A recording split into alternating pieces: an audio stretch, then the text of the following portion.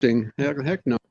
Well, you're authorized to boast in your weakness, like Paul. Yeah, Yeah, yeah. right, right. And I was weak. I was a weak So, evangelical.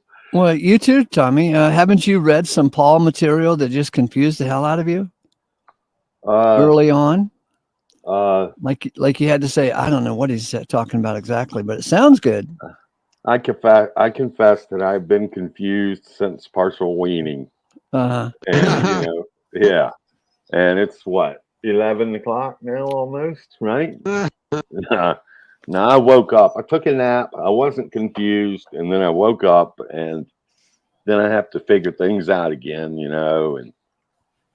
rejoice a So little with bit. you, salvation is 28 first dates. Mhm.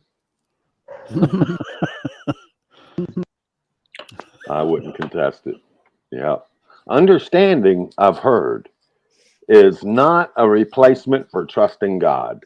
As leanable as it is, as yummy as it is, as orienting as it is, gracious understanding is not a replacement for trusting God. So when That's I just was on what Linda's I heard. channel last night, asking Linda or anybody in the side chat, especially I did it to Rob Reed, can the sinner trust God?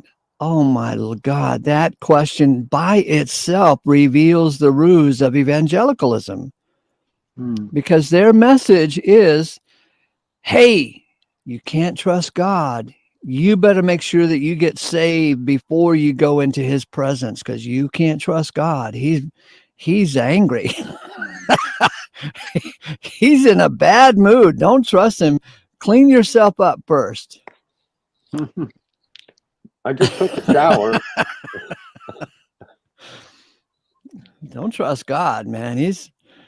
We got to do something to make him happy. He's What very, choice do very I have? unhappy. What choice do I have?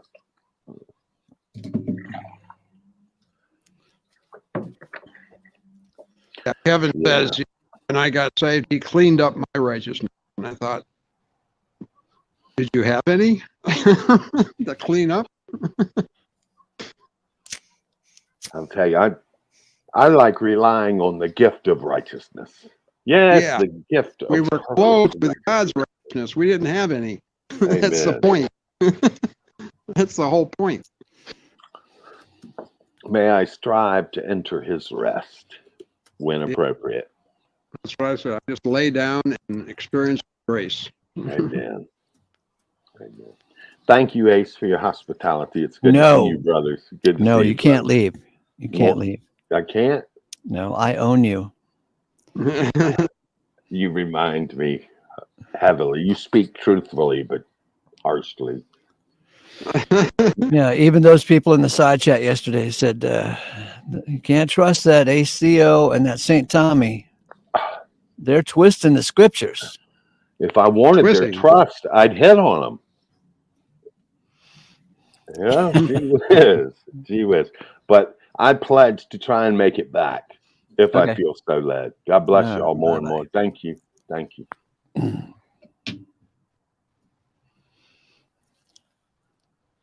Now I got you all to myself. To do. So Yes, did everybody. There's usually about 10 people on here. yeah. It comes and goes. You know, the thing about those groups like the Way is when we got in there, we knew absolutely nothing. And you're presented with all this information, and 60% of it is genuine, true. And so you're so blown away by that, you accept the other 40%, right? Mhm. And once you're in the group, it's hard to break out of that because that's the mindset of the group. And if you think differently, you're not part of the group anymore. So it's really hard. I had to be out of there like 5 years before I could start sifting stuff away,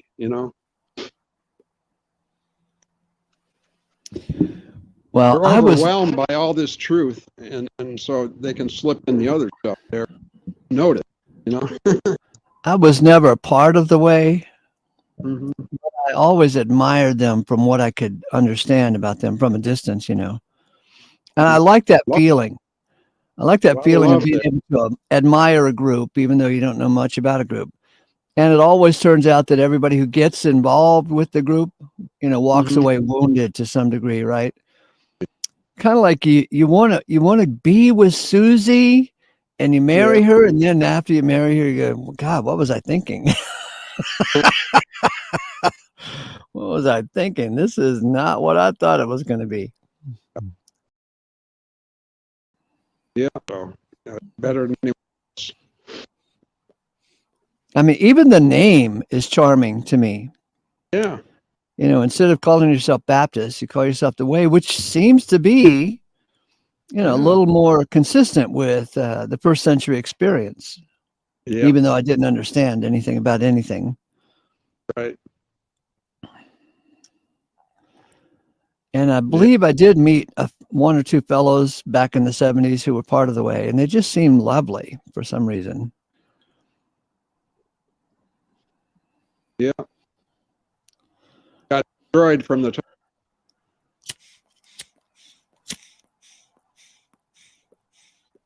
Now it's turned into a big legalistic.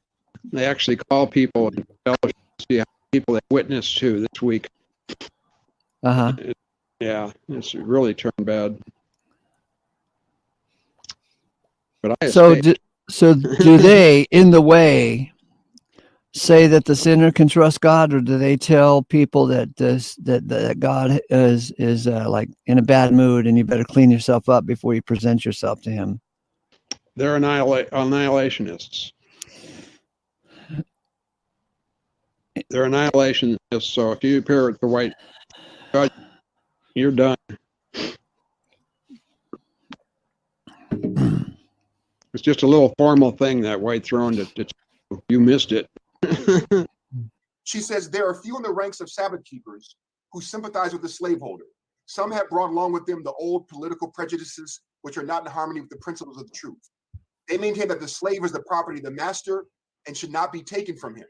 They rank these slaves as cattle and say that it is wronging the owner just as much to deprive him of his slaves as to take away his cattle. I was shown, this is visionary signifying. This is a visionary prefatory statement. I was shown that it mattered not how much the master had paid for human flesh and the souls of men.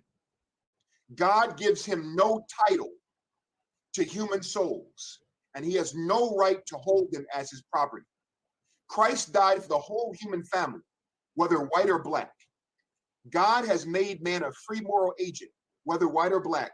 The institution of slavery does away with this and permits man to exercise over his fellow man a power which God has never granted him and which belongs alone to God. The slave master has dared assume the responsibility of God over his slave, and accordingly, he will be accountable for the sins, ignorance, and vice of the slave. He will be called to an account for the power which he exercises over the slave. The colored race are God's property. Their maker alone is their master, and those who have dared chain down the body and the soul of the slave to keep him in degradation, like the brutes, will have their retribution. The wrath of God has slumbered, but it will awake and be poured out without mixture of mercy.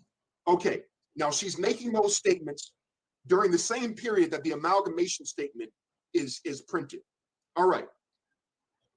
And I'm really bringing it all together. And so then, if the latter statement you just read is correct, then the interpretation of the former statement cannot be exactly right, because the latter statement clarifies the former. Exactly. This is okay. Go ahead. My view. This is my view of what was going on. In 1850, Ellen White said, "I saw that the Apocrypha was the hidden book, and that the wise of these last days should understand it." Of course, back in those days, many of the Bibles that they used had the Apocryphas in the intertestament period, in intertestament space. So the Apocrypha was very prevalent and available with many Bibles back then. I believe that when Ellen White said if there was one sin above another, that she was quoting or paraphrasing from the book of Jasher. Jasher chapter 4, verse 18. Jasher 4:18. And please turn there in your Bibles. Okay. Trick question. Jasher 4:18 says, quote, this is what Jasher says. And their judges and rulers went to the daughters of men and took their wives by force from their husbands according to their choice. And the sons of men in those days took from the cattle of the earth, the beasts of the field, and the fowls of the air, and taught the mixture of animals of one species with the other, in order therewith to provoke the Lord. And God saw the whole earth, and it was corrupt, for all flesh had corrupted its ways upon earth, all men and all animals. Now, Ellen White, because of the controversy around her statement in spiritual gifts and the spirit of prophecy, she ended up taking out the amalgamation quote. Okay, in the 1890, I believe, Patriarchs and Prophets. Okay, Willie White, Ellen White's son, wrote to Warren Neeland on January 18, 1924, that, in your letter of December 26, 1923, you referred to a statement found in Spirit of Prophecy, and he quotes his mother's amalgamation statement. Then you ask the following question regarding Uriah Smith's statement that Ellen White's description referred to the Hottentot and Digger Indians. Did your mother ever endorse this statement? Willie White's answer, she did not. Has she ever in her writings or otherwise applied this statement in the above mentioned book to the African race? Willie White's answer, neither in her published books or her manuscripts has she applied this statement to the African or Negro race. Her other assistant, Doris Eugene Robinson, stated in 1932 that the reason why Ellen White elided, why she deleted the passage and did not include it in Patriarchs and Prophets, is because of this. He says, when we consider the cruel things said by Mr. Thomas Dixon, of course, he produced the movie. I think he wrote the book, The Klansman. And yep, he's responsible to the rise of the second wave of the KKK. Yeah, and other Southern authors regarding the Negro race, and consider the cruel comments made by unscrupulous and wicked men regarding statements made by Sister White, we can see abundant reason for not repeating the statement regarding amalgamation in her later books. So interesting, because you would think that that's untouchable in terms of editorial touch, and yet they're saying if people are misconstruing this and it's leading to warped views about race, just leave it out. Leave it out. In the 20s and 30s. Yes, leave it out. Leave it out. Yeah, that's very interesting. It also shows, Ben, that in our haste to defend Ellen White, sometimes we do more harm than good because we project our own biases into what she was actually saying and misrepresent what she meant all along. A la Uriah Smith. I'm going to ask a question to Ben real quick. I think you can answer it quick. Ben, you brought up the book of Jasher, whatever you want to call it. Did you bring that home and say why you brought that up and why you were saying you think that Ellen White got that idea from that book? Because I think that you may have forgotten to bring that one home. Tell us, Kevin. No, I don't know the answer. He's asking you the question. I'm asking you the question. I've actually found a couple of places where she references the book of Jasher. I mean, she alludes. Other pioneers did as well. Yep. Yeah. So that was a more popular book to quote from the Apocrypha. But that was even now. We've spoken a lot of evangelicals. Even now, the evangelicals read Genesis 6 as the Nephilim, right, as the products of a sort of human. Twice. Right. Yeah. And how many times is the word all mentioned in the Bible in reference to the blessings of God? Well, just in that one context, 12. That would be a good project. Right. So all is mentioned in 1 Timothy 4:10, Romans 5:18, 2 Corinthians 5:14, 1 Corinthians 15:22. Yeah, so the lake of fire is mentioned twice, and all is mentioned a bunch of times. That no, there is human animal hybridity. And I've heard people today argue, like the Standish brothers, well, the Standish posits, whereas getting together and the beasts, amalgamate with the beasts, which would be dinosaurs, like David W. Reed posits. Whereas Frank Marsh was saying that no, there is human animal hybridity.